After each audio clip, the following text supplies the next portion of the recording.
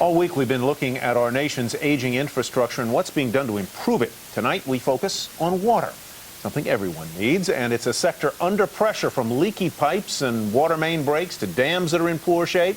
Jane Wells looks at some solutions as part of our week-long series, The Big Fix. Boy, I tell you what, that pipe is really going here.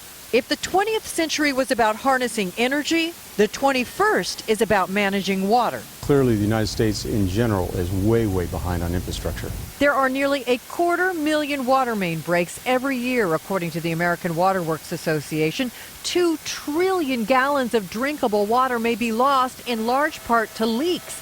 Nowhere is that more visible and more concerning than California, where a drought means every drop counts. Line up. The solution? New pipes and a whole lot of money. We're living right now in the development that people put in when they built this city. So it's now our turn to come in there and replace that, upgrade it, and make it last for the next 100 years of the city. Currently, the department says it would take 300 years to replace all the pipes in the city. With investment, they hope to cut that time in half.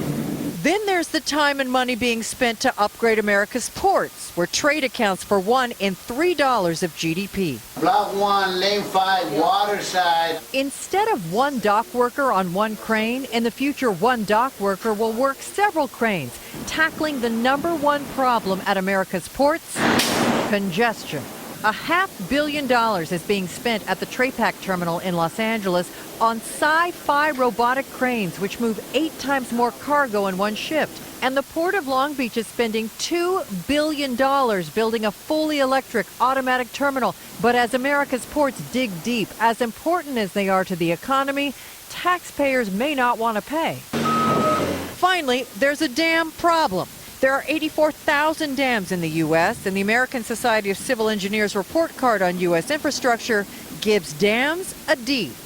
Now the largest reservoir in the San Francisco Bay Area is getting a $500 million makeover to build a stronger dam to replace the 90-year-old original, located 1,500 feet from an active fault line. I think we need to recognize that we inherited a lot of infrastructure from a previous generation, and it's our responsibility to maintain that and to see that future generations can share in that benefit.